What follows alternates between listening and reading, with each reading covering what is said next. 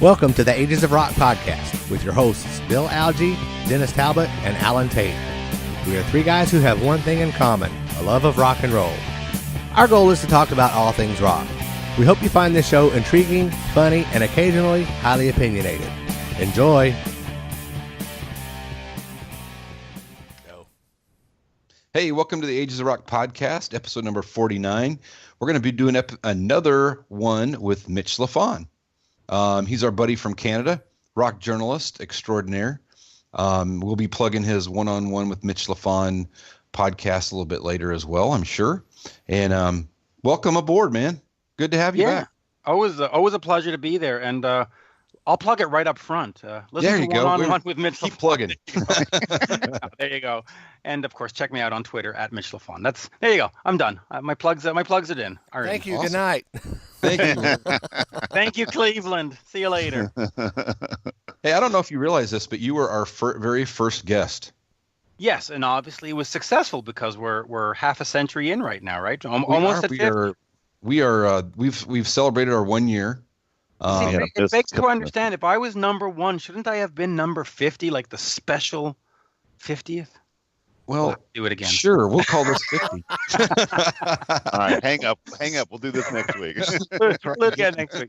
But no, that listen, it's great, and podcasting is certainly a lot of fun, right? I mean, you get to come out here and have a voice and interview rock stars and interview different people and talk and, hey, even talk about Kiss sometimes. Yeah, it's been great. It's been fun. So Kiss, there's somebody's birthday today, right? Yes.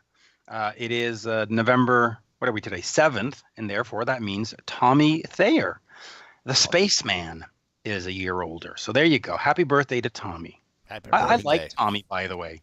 Yeah, I do. I've met him. Yeah. He was really nice. So cool guy. He's exceptionally nice, and I've also met his brother, and his brother's exceptionally nice, and he's doing anything any one of us would do. If Kiss phoned you and said, come join the band, right, we would. And I'm not going to hide the fact that had they called me, I would have gone. Oh, yeah. You know? I said the same thing. I said the same thing on the Kiss Army mailing list and the Kiss FAQ message board.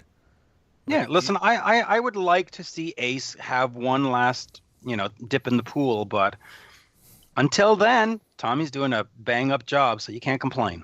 Right. I'm pretty sure I don't want to see Ace in Lycra. I don't want to see. Ace is going to have to go to the pool with his shirt on. No, you know what I'm saying? Yeah, that's not going to be pretty. I resemble that statement, Dennis. You know what I said? Yeah. He's been what, 10 years sober now, but he's about 3 minutes from a buffet. I mean, it's just. Yeah, I mean, I just saw him less than a month ago at the Rock Carnival in New Jersey. And the band sounded great. The bending of the chords was what everybody talks about. It sounded like the Kiss songs are supposed to sound like, and it would be nice. I think the ship has sailed on Peter Criss. I think he's just too old at this point, but well, there's a chance. I'm not going to say that he's too old because Charlie Watts is still at it, but his health conditions, I think, I think with the carpal tunnel he had deal and all that with his arms, that's what's limiting Peter Criss. Yeah, I think he's correct. And also, listen, the Rolling Stones play a very simplistic beat, and I know drummers are going to say, "What are you talking about?" It's not, but it's not like heavy metal. It's not like Kiss. Charlie Watts, I don't think could handle 100,000 years at this time of. Well, there aren't those fills. Yeah. Yeah, it's very, it's 1 2 1 2 1 2 1 2, whereas Peter Criss was going all over the place, and right. Just wait till Lars Ulrich of Metallica turns 70. He ain't gonna be playing Enter Sandman, I don't think. So no, or Master of Puppet, So yeah. So what do you think about? That's a good question. So as these guys get older, Paul's having some voice things and stuff like that. And so what's your opinion about these guys that are going out, trying to sing the songs the way they used to, and it just sounds kind of rough? Would you rather them sing just in a lower register and make it be good and just go with it? I would like to see bands adapt to their abilities. And I think as fans, we also have to adapt our expectations to their abilities. You look back in football, Roger Staubach and Terry Bradshaw and Nolan Ryan in baseball. They didn't play until the age of 70, right? And if they did, their abilities would have been diminished as well. Nobody expects Roger Staubach to come and win a Super Bowl at 70. And so when you look at Kiss and you look at Aerosmith, fans have to go there and just sort of say, I'm glad they're still doing it. None of us can run as fast as we did when we were 20. None of us can, lift as many crates as we did. So give the guys a break. And I think the guys also have to understand, let's not play backing tapes. Let's not run Pro Tools. Let's go out there and give them a performance of us now with our abilities now, sometimes diminished, and just do the best you can. And adapt the song, make it a funky version of Rock and Roll All Night. Just do something to make it a fun experience for the fans without running tape. And I'm not saying that Kiss is running tape, but other bands certainly do. Right. Just, go or just do like Vince Neil and don't give a rat's behind and just Right. That's exactly what I was going to say. sing it all crooked. But, I do think fans need to lower their expectations. And I think the sports analogy is the one that you really have to look at. Nobody would expect Nolan Ryan to come and pitch in Game 7. But you know what? I'll go check him out in an old-timers game just to see him lob the ball one last time. So, let the bands go out there and do what they do without being so darn critical. Oh, it didn't sound like 1985. Yeah, well, dude, you didn't run like 1985 either, and your belly's not like 1985. So, relax. A good example of that is with Dokken. They're like that little 6-show tour that they did. Right. I didn't mind hearing Don singing that in a lower register. There's actually I know on Spotify there is a album that's been a newer recording where he re-recorded most of those in that lower register. Mm-hmm. And it doesn't bother me. What bothered me about that concert and seeing some of the video is just Don's lack of wanting to be on stage. He looked like he wasn't. I don't know. He just was here. Exactly. And I don't think. Well, there was a lack of interplay for sure, but go back to 1987. I don't recall seeing Dokken running around and having great interplay. That was John Bon Jovi's gig. Jeff puts enough of that in that band anyway. He's running around. Like I said, well, that's it. off. But Jeff was the guy. It's true. Yeah, look back historically. Aerosmith opened, not Aerosmith. Dokken opened for Aerosmith in '87. Right. Don stood center stage and sang, and the other guys ran around. It's almost like saying, well, Stephen Pearcy doesn't run around. Well, Stephen Pearcy never ran around. Sure. Yeah, that's a good point. Yeah, but I don't mind that lower register. I honestly don't. And the thing is Jeff's singing those backups. He can still hit those high notes, and it doesn't bother me. Like I said, I don't. Like you said, if just do a good job of it. Change it if you have to. But like you said, don't be using backing tapes and don't be faking it and all that crap. Do the best you can. Do an honest job. You have to be honest. Be honest with your audience, and I think audiences will respect that, and they'll love that. Mick Jagger and the Stones aren't Mick Jagger and the Stones of 1964 and of all the great albums, but fans still go. Fans still love it. And they pack say it what big you want. time. Yeah, and say what you want of Paul McCartney, but it's not Paul McCartney of 1967. No. And I don't think he pretends to be Paul McCartney of 1967. And the fans that go to it, they don't pretend to want to hear Paul of 1960. They go and they say, hey, man, it's the guy we loved, and here he is, and let's just have 2 hours of fun. And right. I think some of the Kiss fans in particular, and Metallica fans, and they're a little too hard on the heroes. Just cut them some slack. They just want to keep holding on. They holding on to the past. 18, right? Since it's holding on. Yeah, and it I agree. I mean, there's definitely some frustration there where it's kind of like, we've talked about this before. The thing that I get more upset about Kiss is not that Paul struggles a little bit with singing and stuff like it's just the tour, the set list is the same over and over and over and over again. So that's what I get more wound up about than celebrating 15 years of the same set list. Yeah, that's what I get more wound up about. I will criticize Paul on one thing. I don't care about his voice in terms of it getting not being as strong as it was before. Again, I'll keep, I'm not as strong as I was before. Again and again, I'll just keep saying that. But I don't think he's honest about it. I think he tries to cover it up and try to pretend that he's still Paul of 23 when everybody around him knows that he's not. And if you bring it up, he gets upset and he gets. Yeah. Well, you know what? And the thing is, Paul, and what he needs to do is like you said, be honest with himself. And there again, don't do these unplugged shows the day, right before he goes out and does another show. Save your voice. Do it for that part. I know you're playing for the people who paid for that, that privilege to see him. But you know what? It's like you guys got enough money. Don't worry about that part of it. Save your voice. Go out there because for somebody who's having trouble with their voice, that's just an extra strain. And give Gene a couple more songs. Let Eric sing a few songs. Let Tommy sing some songs. It's just like you said. I'm like you. I don't think he wants to admit it. I honestly don't. I think he doesn't. And you listen to Don Dawkins, since we mentioned Dawkins before. Don's very honest about it. He says, listen, I hired Mark Bowles to be my backup bass player years ago because I needed help vocally. This reunion tour, I had Jeff Pilson to help me vocally. He's very honest about it. And I think people have to give him credit for that. And, Paul, I just wish he would get to that point. What are you going to do? Yeah, because he's still a great frontman. Yeah, absolutely. I mean, the shows, he really is great at it. So, since we're on the topic of Kiss, I saw you posted the cruise set list. Yes, I'm not on the cruise, though. No, obviously. So I don't think they covered Creatures of the Night, the full album. No. Isn't that odd that it's a Creatures of the Night tour? Yeah. Cruise. And they didn't do I Still Love You. They didn't do Danger. They didn't do but they did Rock and Roll All Night. God bless them to make sure that. Because those people on that cruise have never heard that song before. Yeah, I can understand when they say they do an arena tour and there's some new fans, yada, yada, yada. You got to do Rock and Roll All Night. But when folks are flying in from Tokyo to take a boat and spend $5,000 for the experience, come on. I mean, come on. Yep.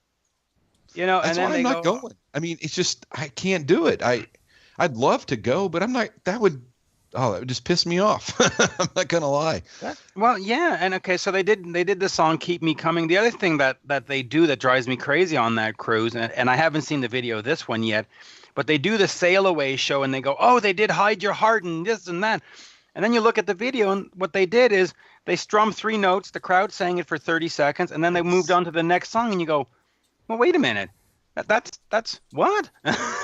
No, it's a bit of a cheat. It's kind of like with the conventions was the same thing. They had that was it. They had a set list that was set, but they tried to play this. They did a little bit of Mr. Speed. They did a little bit of this. That's not a full song. But we had fun with that, Dennis. Well, of course we did. But like you said, though, it's not. But we also paid $100 to do that, and not $5,000. $3,000. Yeah, exactly. But look at those conventions. I paid $100 for it, and I did feel a little annoyed that they had not actually worked up the songs. It would have been nice had they done a 20-song set list and then pick and choose every night and move. But now we're 2016, 21 years later. And they're doing the same shtick. I mean, it's now the convention tour on a boat. Yeah, exactly. Yeah, and it's not $100. Well, right. I had a chance to go to a couple of the shows this summer. The Freedom to Rock show, and it was like I looked at the set list. I'm like, I've seen that. There's no point in going. And then when they got the Dead Daisies to open for some shows, I was like, I got to get to that. And then I couldn't work it out. I was ticked because I really wanted to see the Dead Daisies, and Kiss would just be. Yeah, I'd go because I'm okay with that, but that wasn't going to be the driver. But the Dead Daisies was the driver, and I didn't make it, and I just hate it because I love that their albums they're great. Yeah, they're great. Yeah. Been very impressed. I have one right here. Yeah, there you go. I've got that on my phone. They actually sent it to me on vinyl. I don't know why they would send it. You need my address? You can send it to me. Yeah, maybe I will. But it's actually a gorgeous vinyl. I'll show it to you. Oh, later. I bet. But it's glorious. I mean, it's worth framing, but I don't listen to vinyl. But Kiss, if they come to Montreal, I will absolutely go. I'm still a loyal fan. I'm just not a loyal fan willing to travel. So when people said, "Oh, they're playing Boston," it's like, yeah, great. That's a 6-hour drive. I got other things to do. Not for the same. Metallica is going to be in North America in the summer, and they play 8 to 9 different songs per night, and they usually do 21 to 22 songs. That I'll go see 5 times because I know that the Monday set list is going to be totally different than the Tuesday list. And the other thing that they do, which is interesting, not only they swap the songs out, they will swap the order. So you might get Enter Sandman as the finale, or you might get it before the encores. You might get, Creeping Death in the middle, or you might get it the first song. And I think if Kiss just did that, keep the same 15 songs, but let's say they open the night with Rock and Roll All Night. Wouldn't that just be enough to go, yeah, you'd go, oh, are we done already? You'd be confused, and then you go, oh, well, where do we go from here? Like, it would be enough just to shock the system and go, oh, that was interesting. I've never heard it in the first spot without the flash and the booms and the bings and the 18-minute version. Here's the 3-minute version. Just that. Yeah, but they can't do that. But here's the problem. Well, no, so that's intricate. The thing they're going to tell you is, we have things set up for this and set up for this. No, you got it set up for each song. There's no and reason Metallica has you it. can do that. These Everybody things are has computer it. programmed. Okay, we want to play this song next. Everything's computerized. There ain't, it's bullshit. It's one of them bullshit answers. Same bullshit answer we got back when, Ace and Peter. We can't do these songs because Ace and Peter can't play these songs. You got Eric and Tommy now who can play any fucking song in that whole catalog. Right. Guess what? They're not doing it. Well, they did in 2004, and that's what made Kiss exciting. They had those instant live CDs where they played. I tracked down every one of those CDs on eBay and Discogs and all over the internet because they were different every night. If they did that now, I might buy one city just for posterity and say, okay, I've got Detroit, and I wouldn't track down the other ones. It just wouldn't be worth it. Yeah. I've got all of those on a spindle on my desk at work, as a matter of fact. That was the first Kiss concert I took my son to down in Nashville. Wow. And the Nashville set list was good. I remember, I think they did Tears Are Falling or something. And I was like, oh, really? There you go. That's a nice song. They did it. I know they did it once on the tour. I don't remember if they did that night or not. I wonder why they don't do that instant thing anymore. I mean, it's because it costs money. But they make money. It's the same show every night. What's the purpose? Yeah, you can. Well, that's it. They did it on the Sonic Boom tour, and online people are like, well, I'm not going to buy all these shows. It's the same one. Whereas Instant Live, but also the Instant Live company and all that, they all went belly up. But okay. It's an interesting concept. Metallica has their own website, livemetallica.com, and every show goes up there and is a $9 download.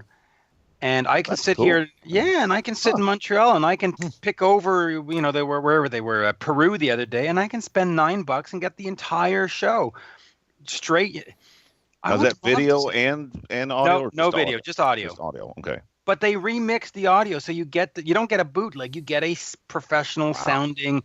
That's awesome. You get soundboard quality. Yeah, there's another way to make money and not do anything really. I mean, you've done the show. Just have somebody, like I said, do the mix. Well, most bands record all their shows anyway for a variety of reasons. To archive, some do it in case of any kind of lawsuit. If there's something that comes up, they can say, well, no, we have the tapes here. You can hear what happened. There's different reasons for it. And it doesn't cost a lot. You take it from the board and you stick it in your computer and you hit upload, and then the guy in Montreal hits download, and you've just made money on something that you had paid the expense to have anyway. True. Yeah, it's interesting because I watched the soundboard guy last night at that show we went to, and he stuck a USB drive in the top of the case, and it said downloading, and then he took it out when it was over and stuck it in his pocket. So did he really? That was either, huh? That's funny. Yeah. So that was either the set. I mean, that was either the programming for that night, or it was, How long was the USB drive in the plug? It was in there a little bit. Yeah. If it was in there for like 10 or 15 minutes. It was in there he put it in right when they finished. Because I watched him, and he took it out when we were leaving. So it was probably 10 or 15 minutes. He might have pulled the show. So I wonder if that's what that was. It could have been. Could be. I don't know. Well, I'm out at a lot of bar gigs and stuff to see different bands like the Stripers and all that. And most of the bars have recording equipment built into their soundboards. And I know a few bars that have all the shows that have ever been in that bar on tape, and they keep it in a nice little vault. And once in a while, they'll share it. And I've had a couple of shows shared with me. That'd be cool. Well, they had, remember, the 2 video screens up, so they were actually filming that last night. Oh, remember? were they really? Because remember, Well, it's I don't know if they were filming it. It could have just been. but if it's on a video screen and they got a camera, they're recording it. I'll guarantee you they are. Yeah. Well, and a lot of them are because, again, of insurance. Right. Yeah, if there's a riot that breaks out, and you never know when one's going to break out, it's nice to have video footage or any kind of thing. There's been tragedies at clubs and stuff. Mm-hmm. Whenever Alan's right, his second ear gets red. That's when the riot's going to start. We learned that last night. Yeah, that was anyway. That's an inside story. Anyway. Yeah. But kiss. What are you gonna do? Oh, did you see that? The power just browned out. Wow. Yeah. Oh, well, still here. Didn't lose Mitch, connection. you've One of seen the kids is over there flicking the light real switch. quick? Dinner's ready. Here, if I ask something there real quick. Sure. Mitch, you've seen like what, one or two, 3 shows this year? I say that as a joke because you see I 3 shows in a night. 3 shows in one night. That was My wife goes. I was telling my wife about that. He goes, "How in the hell is he doing that?" I said, "He's Mitch Lafon. He can do that." You know what? I did 2 shows in one night in July. I saw Tesla and REO Speedwagon open, and I didn't see Def Leppard. I ran over and I saw Guns N' Roses in the same night. So I got a triple header that night.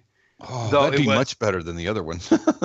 Yeah, except it was 2 venues, 3 bands. Right. In fact, I saw 4 bands because I still saw Billy Talent that was opening for Guns. I saw their last 3 or 4 songs. But yeah, I ran over. I saw Lita Ford the other day. She was opening at the Metropolis in Montreal. Ran over to the Astral in Montreal, which is about a block and a half away, and saw Platinum Blonde. And then ran over. I in fact took a taxi over because it's way too far to the Bell Center, the arena where the Habs play, the Montreal Canadiens play, and saw Chicago. And, I was backstage with Lita and took a picture with Lita. Ran over to Platinum Blonde, got out of there, ran over to Chicago, met the band backstage, and met also the guys in Earth, Wind, and Fire. Though I didn't take pictures with everybody, but right. Yeah, triple header, and it doesn't end. I've got a Ghost on Friday, and I have a meeting before that about getting on iTunes and Google Play and all that stuff, and then what else do I got? Oh, Diamond Head, the old new wave of British heavy metal, Diamond Head. All right. It doesn't end. It doesn't end. I easily see 50 shows a year, if not 100 shows a year.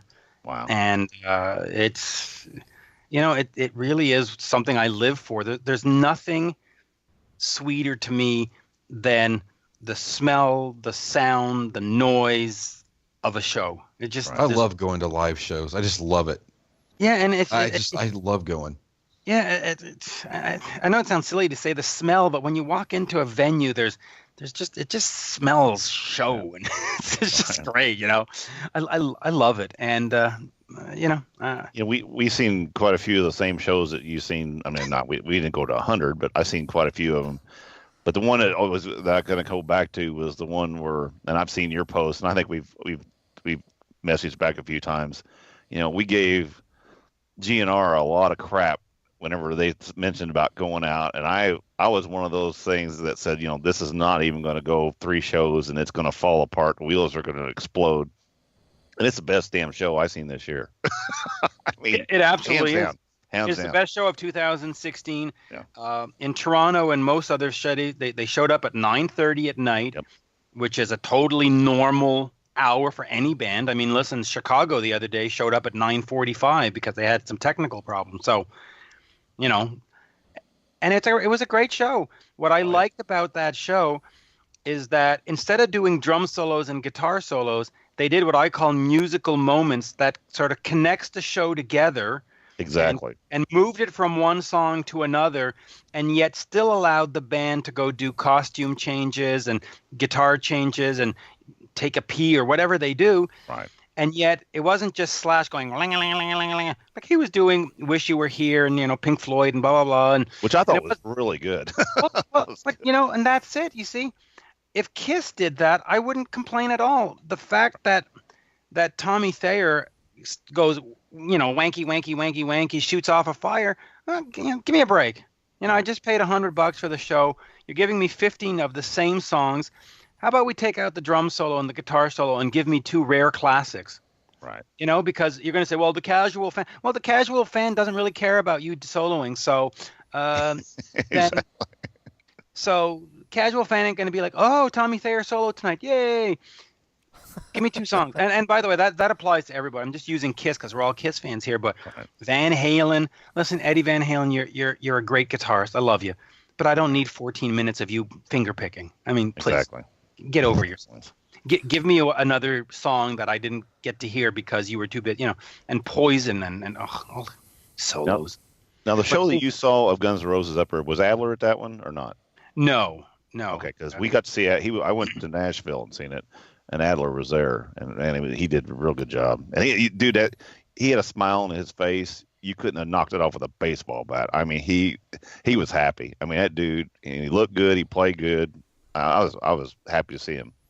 Yeah, I hope that they start doing more with him. They're in South America right now, and in Buenos Aires first night, and he came out and he did one song, and then the next night he did one song, and you go, really? You just flew him out like 24 hours of a flight or whatever it is, and he's playing 3 minutes? I mean, really? Right. Takes him longer to brush his teeth in the morning. I mean, come on. You're gonna fly him to Peru or Argentina. At least give him 5 songs. What do you think the reason is behind that? I mean, why would they not? I mean, he's proven that he can do it. Boy, I'm gonna have to get into. It's probably total guess here. I mean, I have no firsthand knowledge of it, but I'm going to have to say it's probably contractual. Either he wants X amount of dollars and they're not willing to pay it, or they have a deal with Frank, their drummer now, that says that he get. I really don't know. I mean, it seems too silly to think that they're just effing with him. I mean,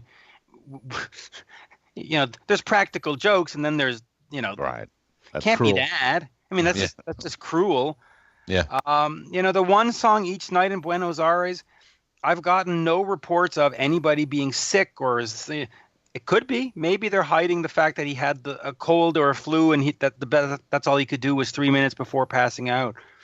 But he didn't look like it. I've seen some video. Everybody looked fine. So I don't know. It's bizarre. It's really bizarre to fly somebody to South America to have him play on a 3-minute song. Because he went through. Well, he played most of the American shows until they went up to Canada, and then they didn't take him along at that point. They did. I think he did 4 American shows, right? He did Cincinnati, Nashville, L.A., and did he do Detroit? I think he might. I'm not for sure if he did or not, but I only think he did about 4, maybe 5. So my guess was that they had him out there just to see if he could get on the road, and the demons wouldn't come out. That was my thought. Just kind of take him on a test run, see what he could do, even tempt him, whatever you got to do, and see if he's really straight. And because he's had some other tours on his own that he get all this stuff together and then he just fall apart. So that was my but thought. I mean that's different too. When you're going in a van from bar to bar in the middle of February in northern United States, it sucks. I mean, it sucks.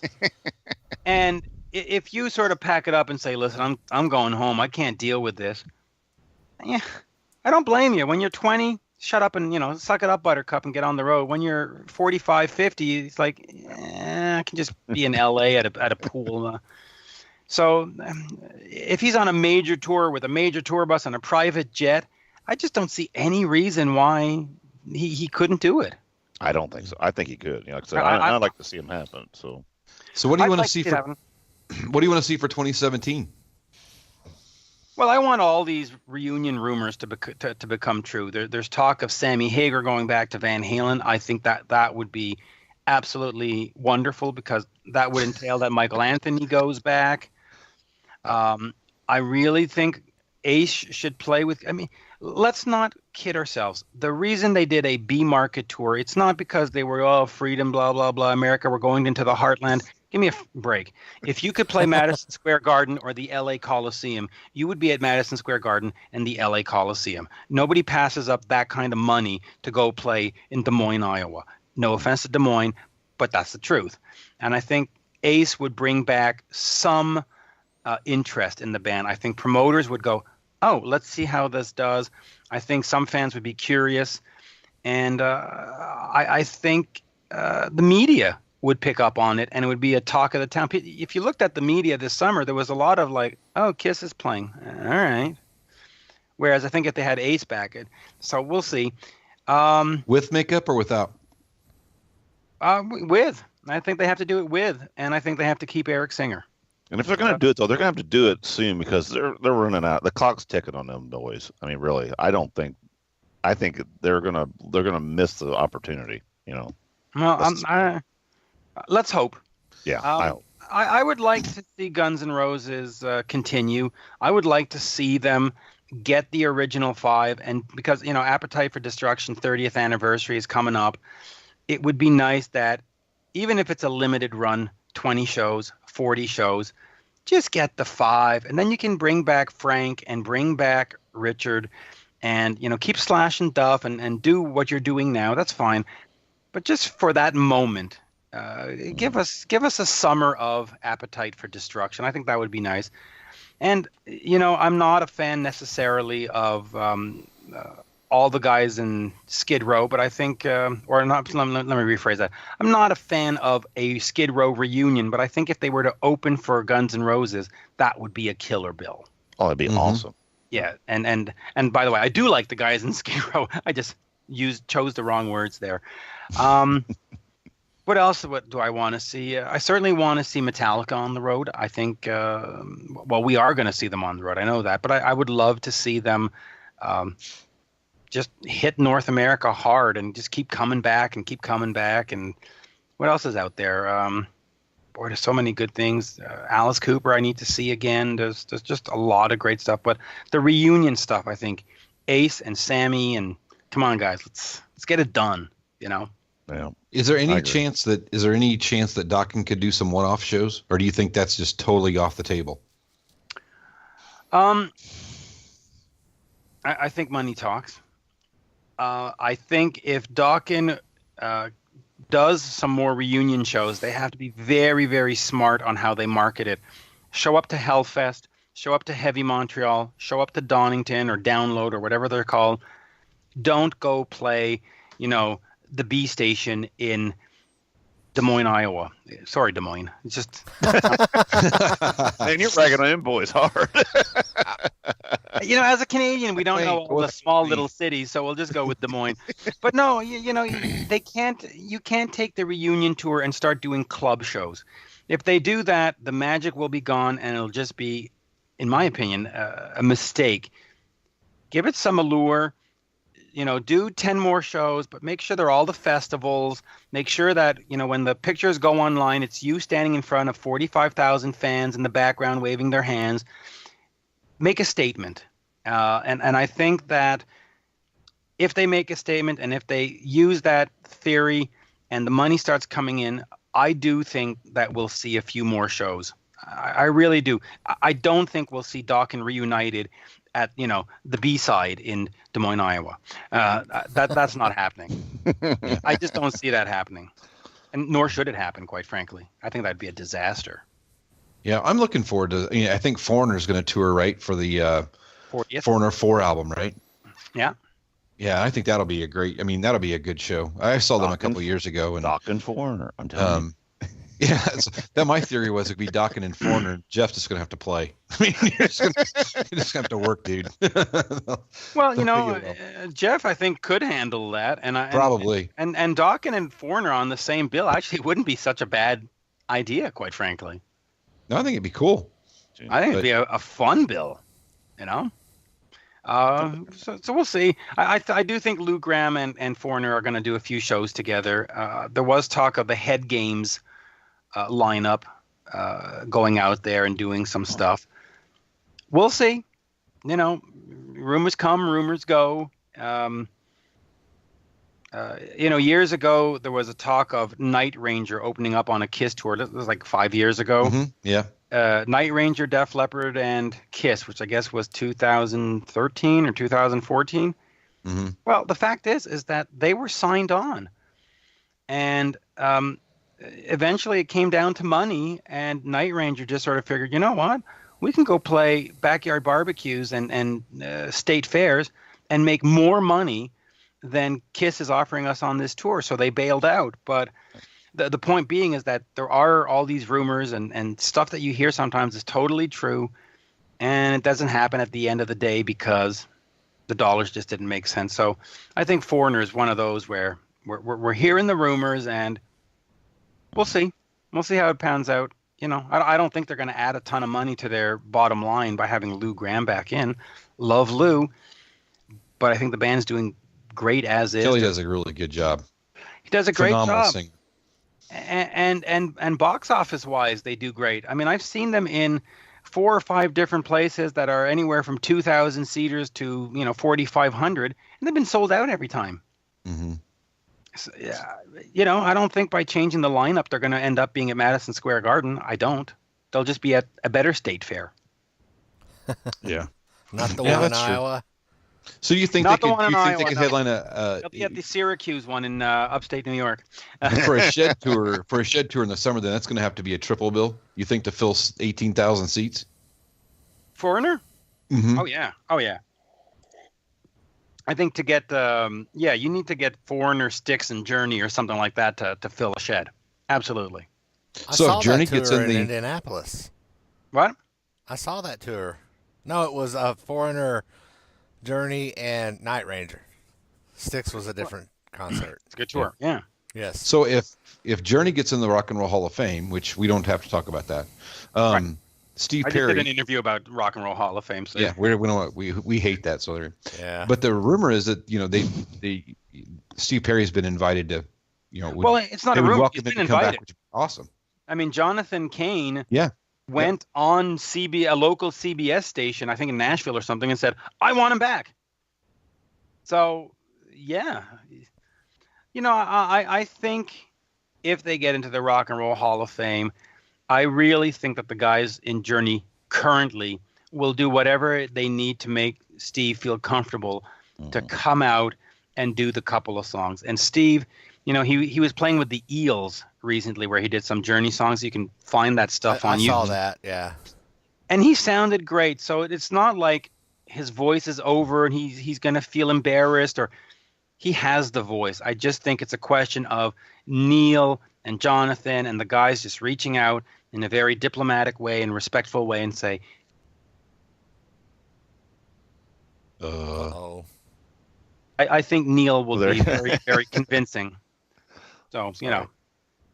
That's Locked a good up there for a second. That was funny. Alan, do Yeah, you have that's- something you wanted to say? You have time for one more question? Yeah. I saw that you posted here within the last week or so. Oh, I something post a about, lot of stuff. that's why I said within the last week or so, because I'm not sure exactly when it was.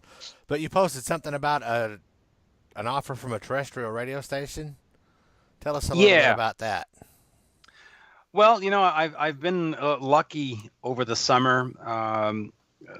Classic Rock Magazine in the UK reached out to me and said, "Hey, we like your interviews. We'd like to do some stuff with you," and I have. And then this radio station reached out to me, I believe through Facebook, and said, "Hey, you're always posting about being in Ottawa and seeing the show at the Brass Monkey and this and that.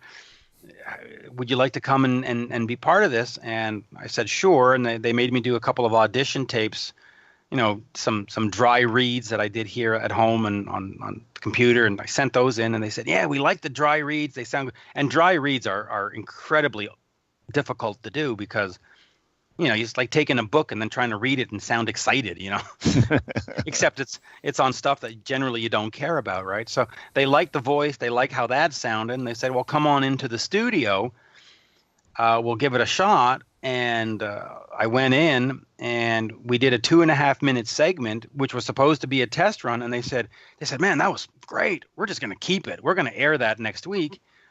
So yeah, I did one take with them.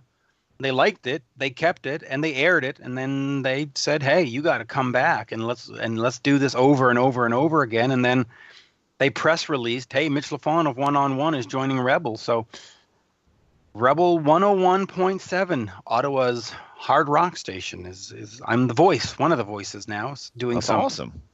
yeah, Cool. doing some rock news and updates and stuff, and it's it's a great opportunity. Years and years ago, I did something on another station in that market called the Mitch Minute, and so we're sort of reviving the Mitch Minute, and I'm giving a 2.5-minute spiel on what we just talked about, Van Halen, Def Leppard, and blah blah blah blah blah, and we're going to do it Monday and Fridays. So Cool.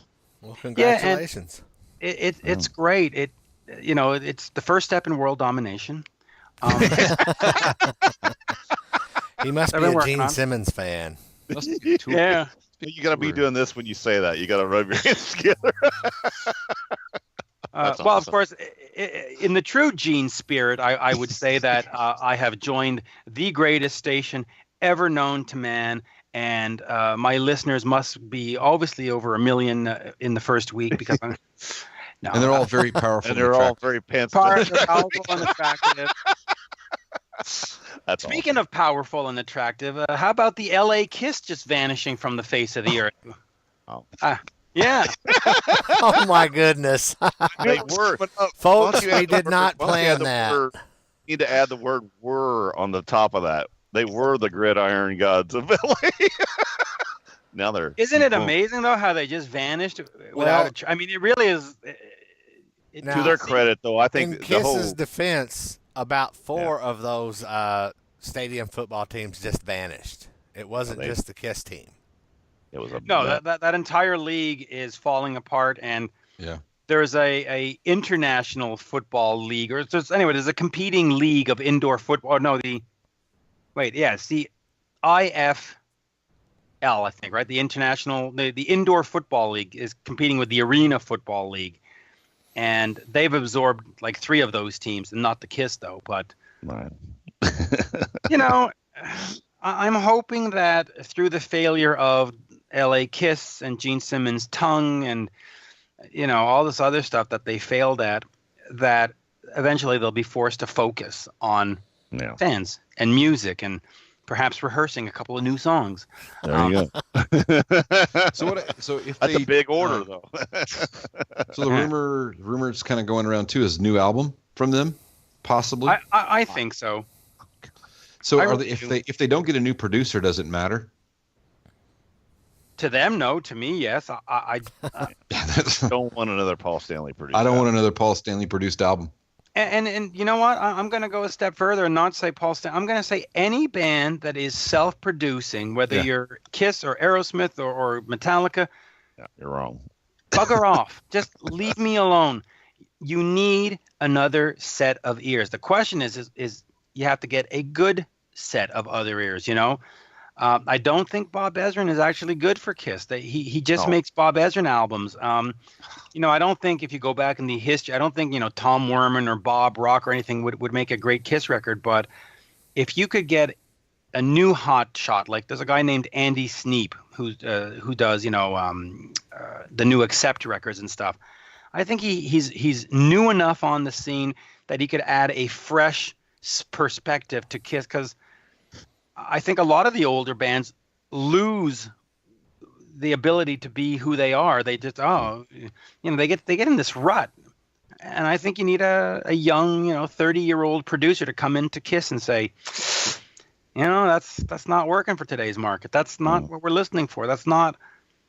But forget Paul Stanley produced. A self-produced album is a disaster. Yeah. I don't care who you are. I don't care how talented you think you are. It is a mistake. Period. End of story. And you can just name a monster in Sonic Boom, basically.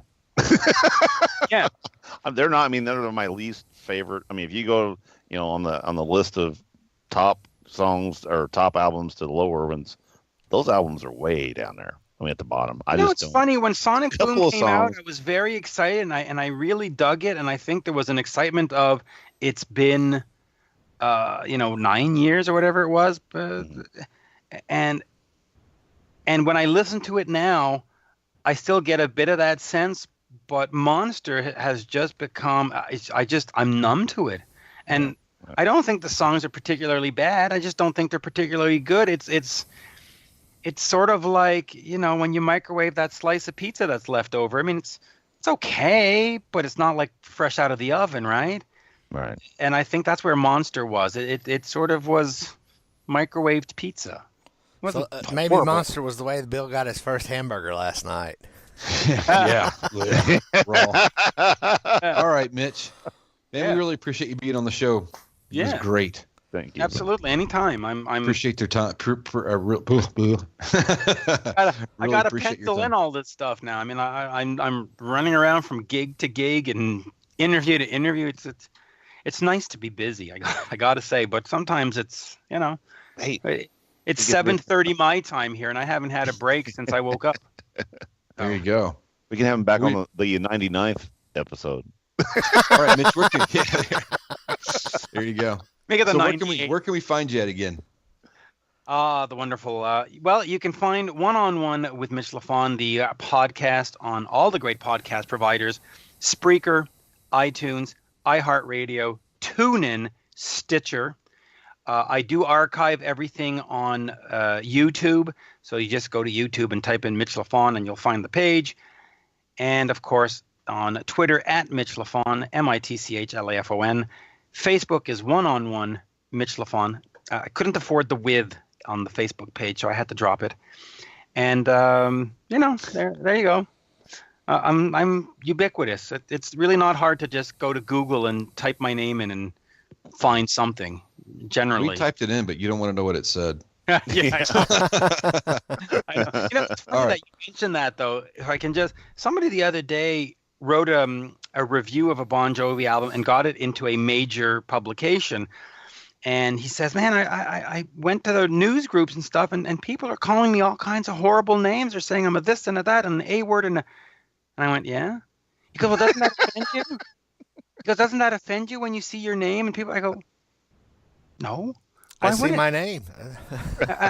No, but I go, listen, when my mom sits down and says, Mitch, you're an a-hole, or my wife says, Mitch, you're an a-hole, my daughter says, I go, I'll worry. That will upset me. That I'll go, But when some guy, that's the game. If you're going to put yourself out there, you're going to get, some people are going to say, oh man, that was a great interview and that was great. And you're going to get that, the few that are going to say, I didn't like it. And okay, you didn't like it.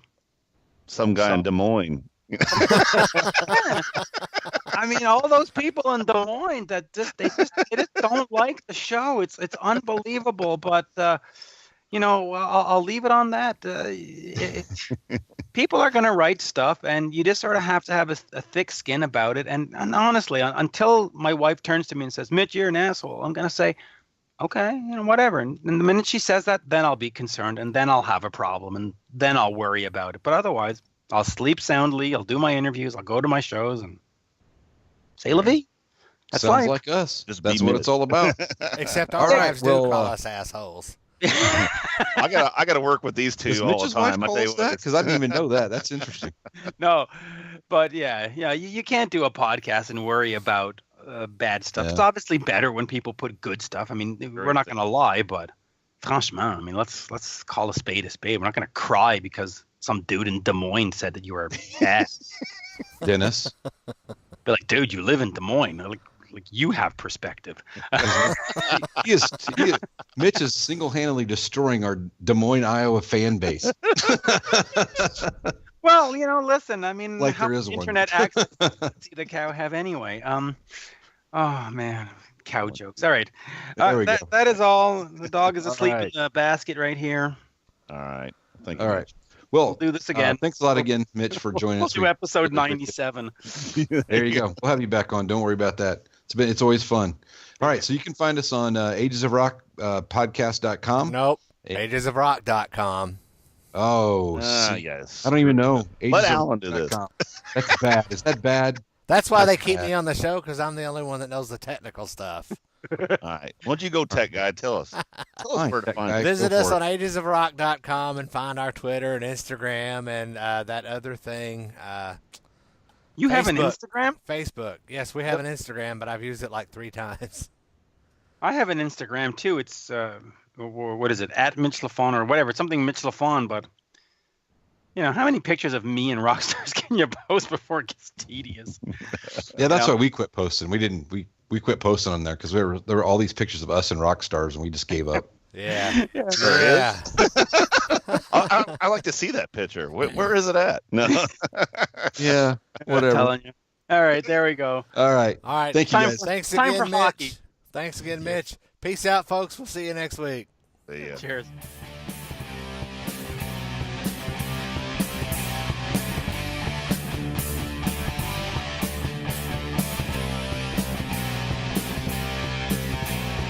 Thanks for listening to the Ages of Rock podcast. If you haven't done so already, be sure to subscribe to our YouTube channel, like us on Facebook, and most importantly, tell all your friends. Remember, you're never too old to rock. Until the next episode, peace out, folks.